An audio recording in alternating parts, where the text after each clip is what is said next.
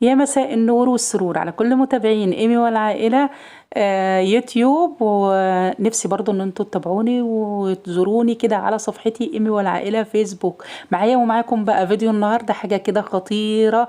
عشاق الشوكولاتة يجمعوا هنا عشان الوصفة دي بجد فاخر ومن الاخر حاجة كده اللهم بارك. هتعجبكم جدا وجديدة في نفس الوقت. يلا بينا كده نعمل كرات الكنافة بالحليب المكثف بالشوكولاتة، ومعاها كمان كده شوكولاتة غرقانة فيها غرقان. عايزة اقول لكم حاجة كده، واو، طعمها بجد خرافة وتستاهل التجربة. يلا بينا كده نجرب مع بعض ونشوف الطريقة بتاعتنا دي اتعملت ازاي، ويا ترى حشينا الكنافة او عملنا الكنافة ازاي وحطينا عليها ايه وعملنا فيها ايه. ده كله اللي هنشوفه بمتابعة الفيديو بالتفصيل. فياريت كده لايك وشير للفيديو عشان القناة تكبر وتكتر بيكو، ونفسي تكونوا احلى عيلة لقناتي.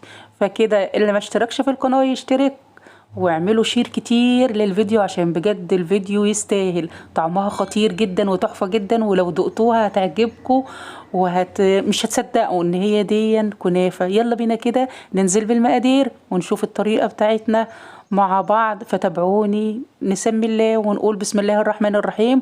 اللهم صل وسلم وبارك على سيدنا محمد، عشان حلوة جدا الصلاة على النبي، وبتحلي كل أكلة كده وكل وصفة وتلاقيها طالعة من تحت إيديكي. اللهم بارك، جميلة جدا.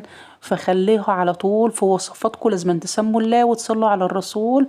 ويلا نبدأ بقى الوصفة بتاعت النهاردة ونشوف كده اتعملت ازاي. عندي هنا نص كيلو من الكنافة، حمرناها كويس جدا في السمنة. تحمريها بقى على عين البوتاجاز، تحمريها في الفرن، بس اهم حاجة حمرتيها على البوتاجاز حمرتيها في الفرن، لازم تاخدي بالك عشان مش بتاخد وقت وبتحمر معاكي بسرعة.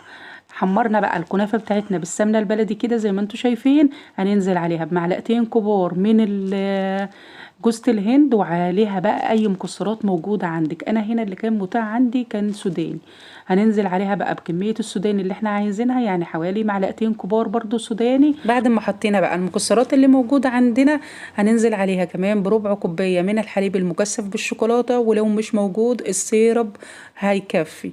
بس انا هنا بقول لكم عشان الوصفة بقى تبقى غنية كده وجميلة وزي اللي بره بالظبط. هننزل عليها بربع كوباية من الحليب المكثف بالشوكولاتة، ولو ما فيش يا ستي خلاص هنستغنى عنه وننزل بالسيرب. هنفضل بقى ننزل بكمية السيرب بتاعتنا لحد ما نحس ان هي كده متماسكة معانا، وزي ما انتوا شايفين كده وانا بشكلها ان هي تبقى متماسكة معانا وتديني شكل كورة. هنخلص الكمية بتاعتنا بالطريقة دي. وعايزة اقول لكم على حاجة، يعني انا حسيت كده ان انا لما ببل ايدي ميه بتشكل معايا بسرعه. فمن الاخر كده بل ايديكي ميه وشكليها هتشكل معاكي كرات بكل سهوله.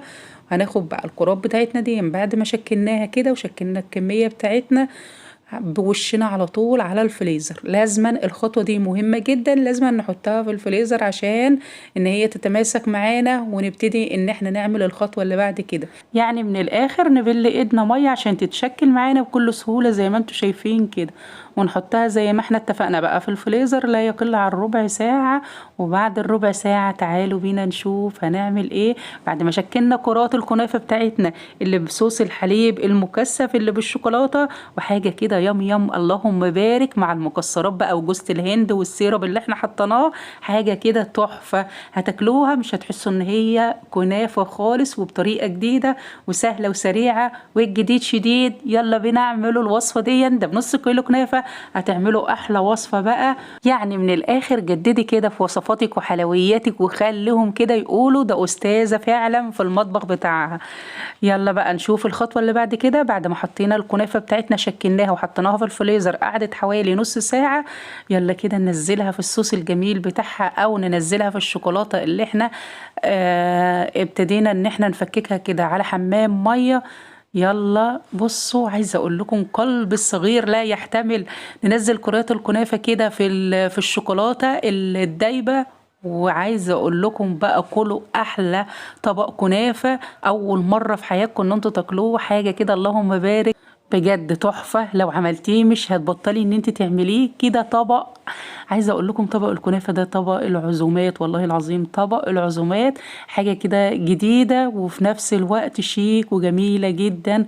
وعايزة اقول لكم اللي انا استخدمته في الوصفة، استخدمت حوالي ربع كيلو بس من الكنافة، والنص التاني عملت بيه وصفة تانية، هنزل لكم الوصفتين ورا بعض.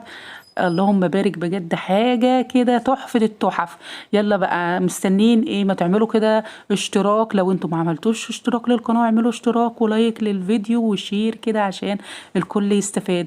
بصوا بقى، بعد ما حطيناها بقى في الصوص كده بتاع الشوكولاتة، او حطيناها في الشوكولاتة السايحة بتاعتنا الجميلة، قبل ما تمسك بقى وقبل ما ندخلها الفريزر الربع ساعة اللي احنا هندخلها، نديها كده من المكونات اللي احنا حطيناها في قلبها من الاساس، يعني رشة جوز الهند، رشة فول سوداني، وندخلها في الفريزر حوالي ربع ساعة، تطلع لنا بالجمال والحلاوة اللي انتوا شايفينها دي. ولما كده تقدميها محدش هيصدق ان دي كنافة خالص الا اذا دقها.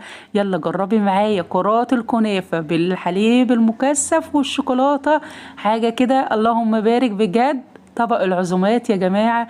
يلا جربوه، قولوا لي ايه رأيكم، واعملوا كده دعم للقناة باشتراك ولايك وشير للفيديو عشان القناة تكبر وتكتر بيكم. انا نفسي تكونوا اكبر عيلة ليا لقناتي، وتعملوا دعم للقناة باشتراك ولايك وكومنتي. احلى متابعين واحلى مشاهدين لقناة ايمي والعائلة، بقول لكم طعمها تحفة جدا.